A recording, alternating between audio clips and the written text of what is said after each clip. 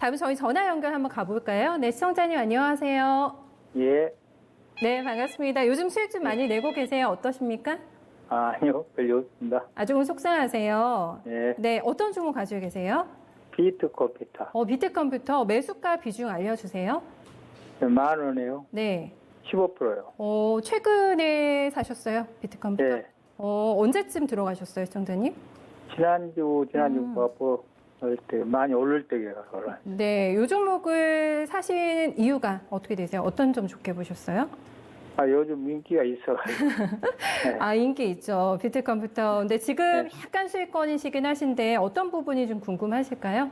이거 지금 최근에 많이 올랐잖아요. 예. 근데 오를 수 있는가 하고 장기 보유도 되는가. 장기라고 한다면 어느 정도까지나 여유 두고 보세요? 네, 연말까지도요. 길게 보시네요. 알겠습니다. 네. 그 정도까지 일단은 들고 가도 되는 건지, 네, 그 정도 간다면 어느 정도까지 탄력 받을 수 있는 종목인지 좀 봐드릴게요. 예. 네, 요것도 언택트인데요. 네, 김정수 전문가님. 근데 조금 내가 늦게 들어간 게 아닌가라는 의구심을 약간 품고 계신 것 같고, 수익만 난다면은 여유 있게 아주 길게 호흡으로 가져가실 만한 의향도 함께 있으십니다, 지금. 네.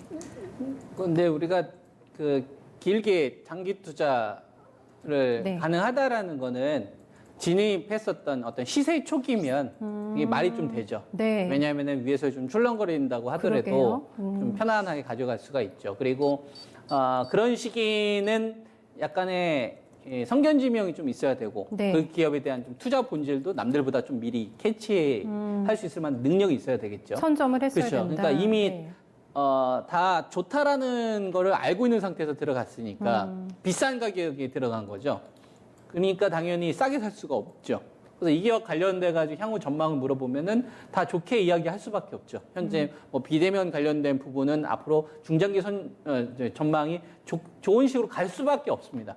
이번에 코로나19와 관련되어서 온라인 결제 관련된 부분들 부정적인 전망이 절대로 나올 수가 없고요. 긍정적인 전망이 나올 수밖에 없고 저도 그렇게 생각을 합니다. 다만 주식이라는 거는 얼마에 사서 얼마에 팔 것이냐에 대한 부분은 고민을 해야 되는 거잖아요. 네. 삼성전자나 하이닉스가 아무리 좋아도 이걸 어떻게 사고 파느냐가 이익인 거지 좋은 기업을 들고 있는데 소외받게 되게 되면 그건 사실상 뭐냐면 자기 합리화라고 저는 보거든요.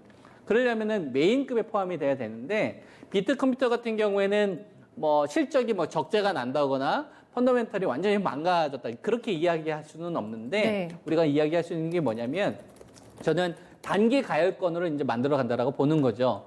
지금 3,680원짜리가 이게 이제 3월 23일에서 4월 23일까지 3배가 된 거 아닙니까? 정말 11,350원. 예. 그러면은 아무리 기업이 뭐 성장을 한다고 하더라도 한 달 동안 기업이 3배가 뛴 거잖아요.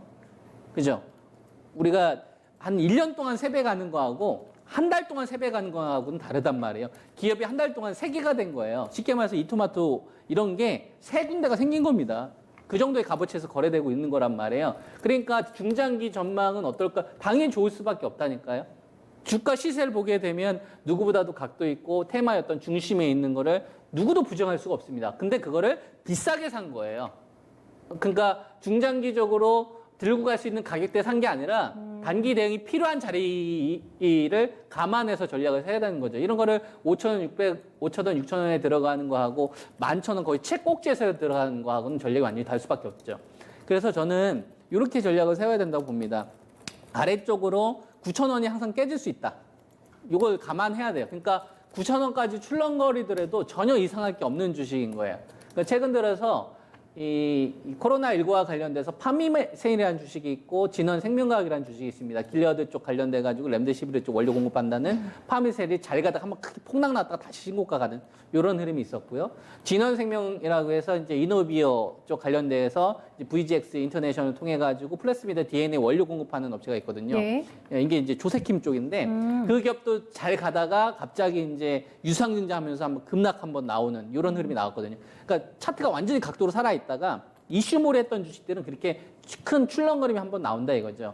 그래서 비트컴퓨터는 이번에 이제 문재인 대통령의 어떤 이야기도 있고 그다음에 정부 정책에 대한 어떤 의지도 있기 때문에 약간 테마 성격을 먼저 간 거고요. 그렇기 때문에 비트컴퓨터 혼자 움직이지 않습니다. 인성정보, 유비케어, 인피니티 헬스케어, 비트컴퓨터랑 같이 움직여요.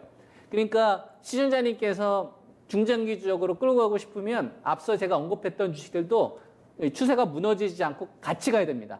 이게 만약에 밑에서 완전 초기에 샀었으면 이런 걱정 안 해도 돼요. 근데 진입한 가격이 거의 최고점이니까 붕괴가 됐었을 때 리스크가 크단 말이에요. 그러니까 대응을 좀 해야 되겠다.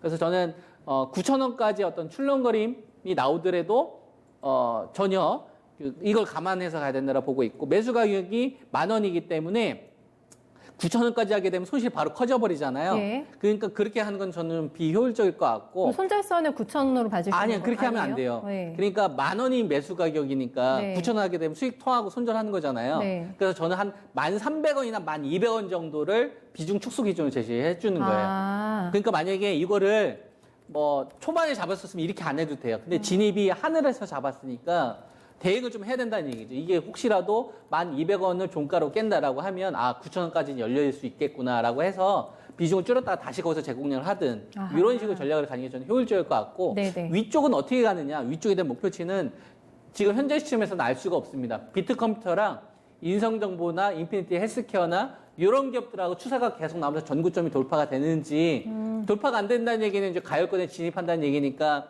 뭐 최근 들어서 이제 그 진단키트 관련돼 가지고 뭐 CJ나 랩지노믹스 뭐 오상자일 이런 기업들 있잖아요.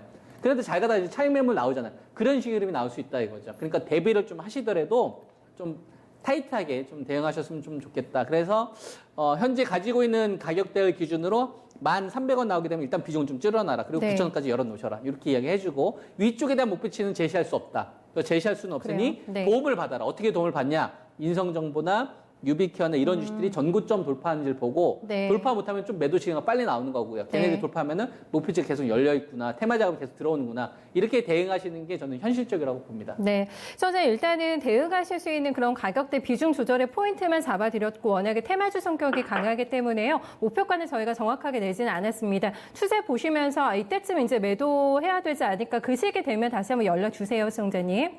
예, 감사합니다. 네, 비트컴퓨터 봐드렸습니다.